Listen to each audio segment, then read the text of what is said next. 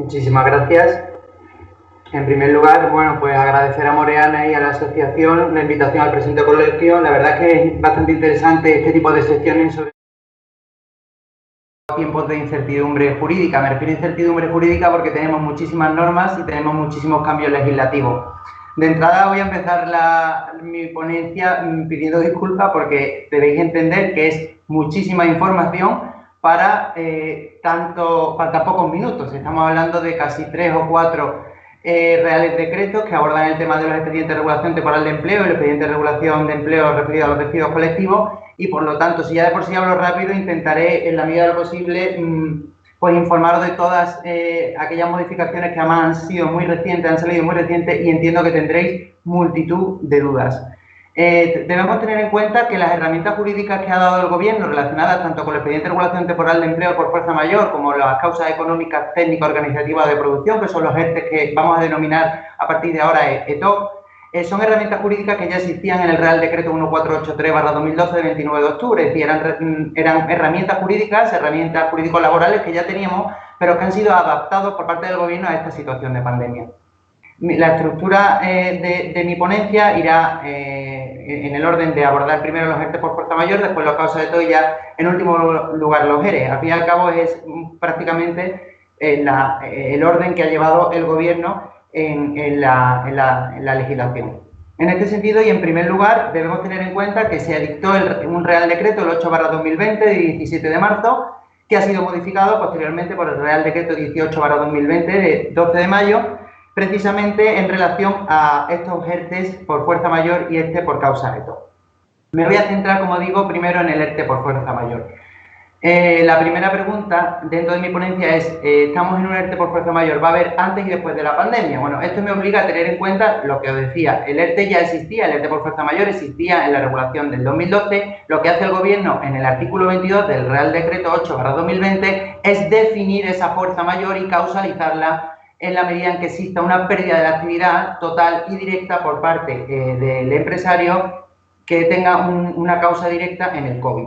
Y además lo hace a través de una lista cerrada, es decir, que esa causa directa tiene que ser por un cierre temporal de establecimientos de afluencia pública, suspensión o cancelación de actividades, falta de suministro que impidan el funcionamiento ordinario de la actividad, etcétera. Entonces, todas estas limitaciones, al fin y al cabo, vienen declaradas por el Real Decreto 463/2020 de 14 de marzo, que declara el estado de alarma. Por lo tanto, os voy a adelantar la contestación a la primera pregunta. Es decir, ¿va a haber un ERTE de fuerza mayor después de la pandemia? Pues seguramente no.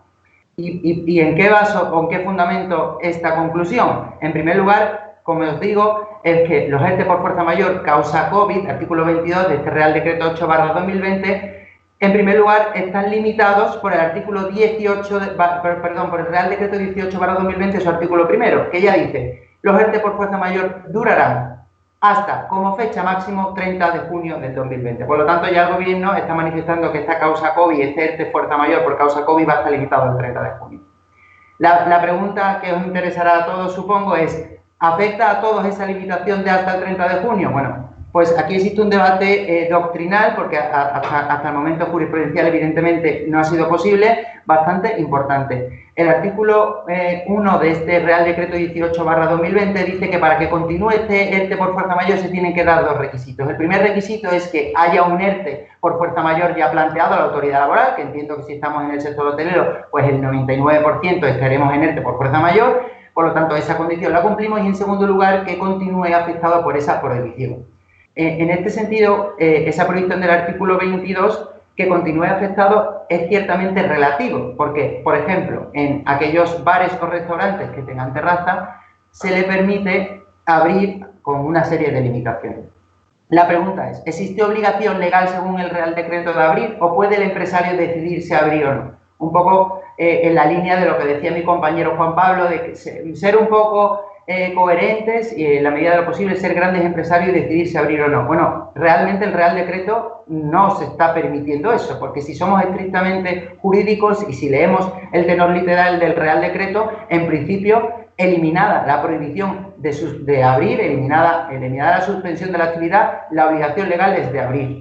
En este sentido, la Confederación Española de Empresarios, al parecer, está dando una serie de criterios con la Dirección General del Trabajo y parece indicar que será voluntad del empresario si abrir o no. Lo que sí os quiero avanzar es que existen criterios, existen artículos doctrinales que consideran que es una obligación estrictamente legal y que, por lo tanto, en principio, a partir del 12 de mayo, aquellas actividades que deben abrir porque no tengan esa suspensión de la actividad, deberían abrir. Supuestamente es una obligación legal. Es verdad que podemos dejarlo en cuarentena, es verdad que parece que los criterios se van a flexibilizar, pero a día de hoy el tenor literal del precepto es claro.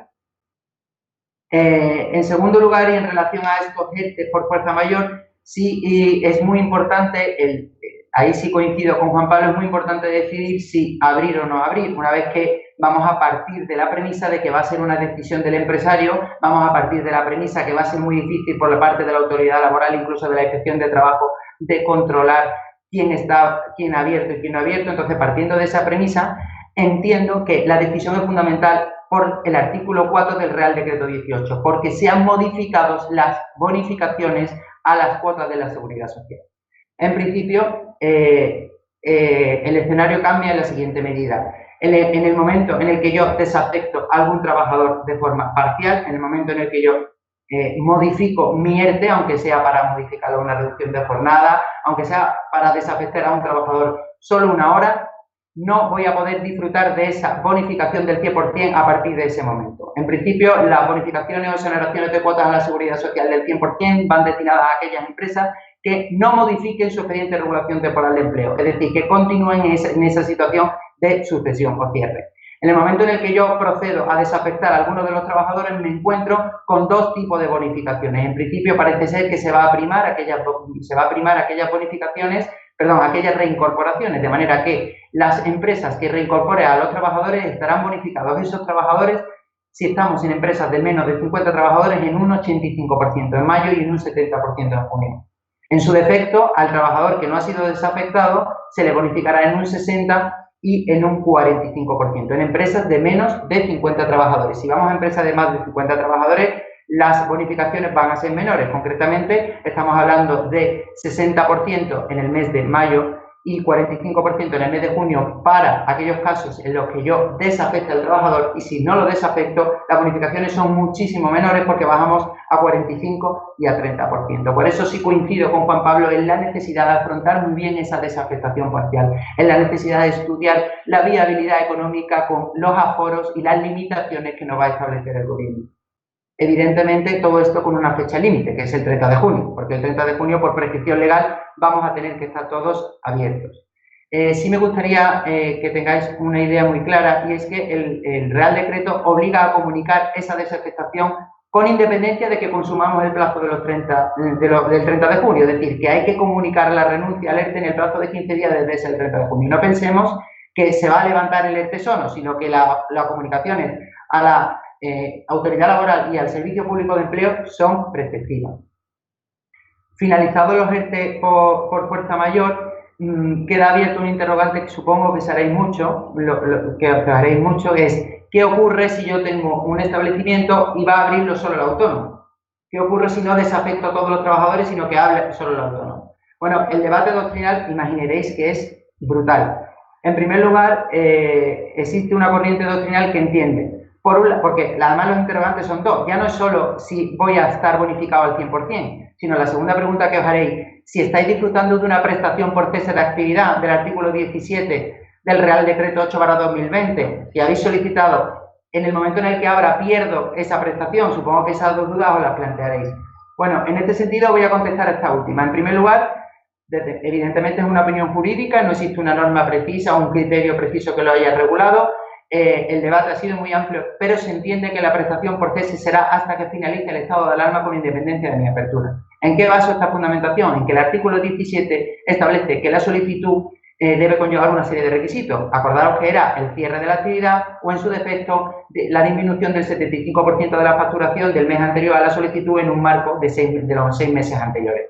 Por lo tanto, en este sentido, quiero deciros que, estando supeditada el cumplimiento de esos requisitos, en ningún momento se dice que debe perdurar esa situación. Por lo tanto, entendemos que, como bien establece el artículo 17, la prestación por cese de actividad será de un mes o, en su defecto, hasta que dure el estado de alarma. Por lo tanto, entendemos que ahí las mutuas deberán abonar la prestación íntegramente con independencia de que el autónomo decida finalmente aperturar. ¿Qué ocurre con los trabajadores? Pues, en principio, con los trabajadores, evidentemente, hay dos corrientes. La corriente mayoritaria parece indicar que, en principio, mientras que no modifique el expediente de regulación temporal de empleo, no lo comunica la autoridad laboral, voy a poder seguir disfrutando de mi 100% de bonificaciones, o en su defecto el 85 o el 70 si soy empresa de menos de 50 trabajadores.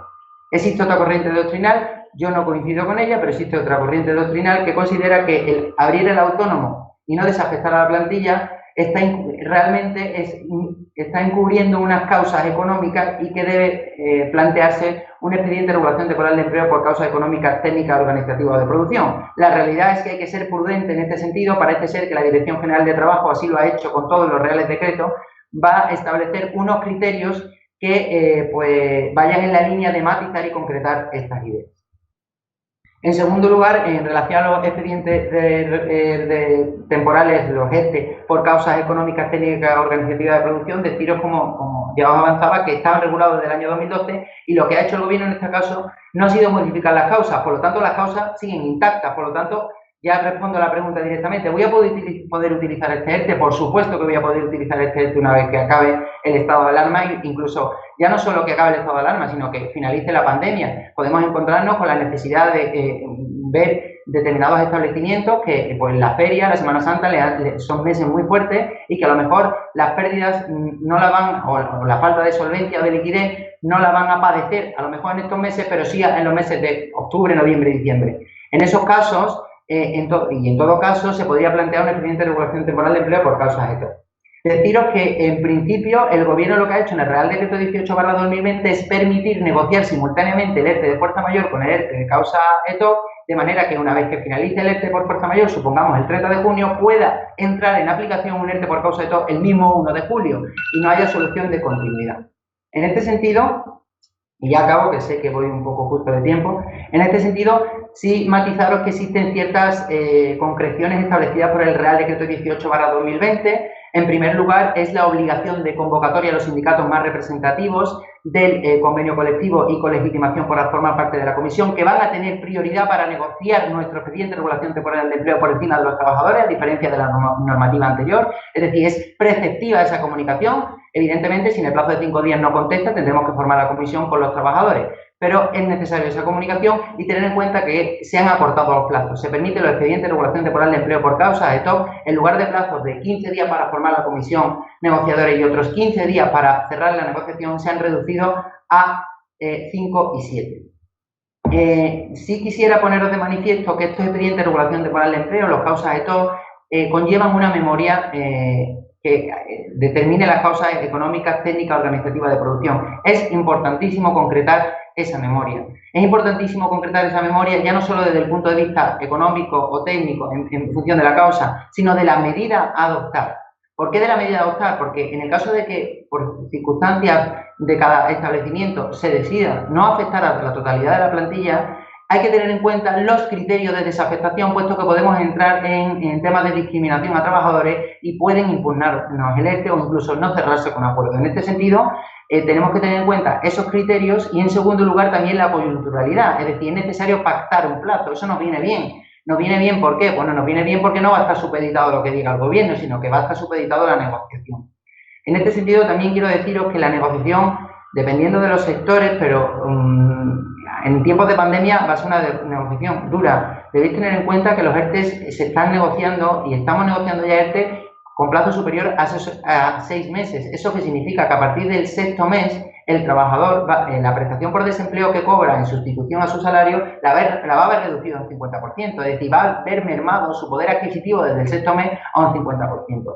Por lo tanto, si os animo en esa mesa de negociaciones la memoria esté muy bien atada y estéis muy bien asesorados a la hora de cerrar este tipo de negociaciones colectivas, donde se os pondrán de manifiesto cuestiones como devengan durante esos ERTE top, durante las suspensiones, devengan vacaciones, devengan pagas extras, tienen derecho a un complemento salarial. Todas estas cuestiones van a salir en la negociación colectiva. De entrada os voy a decir que la negociación es abierta, es decir, que no nos engañen, podemos pactar lo que queramos, evidentemente dentro del marco del Estatuto de los Trabajadores y el Real Decreto 1483/2012.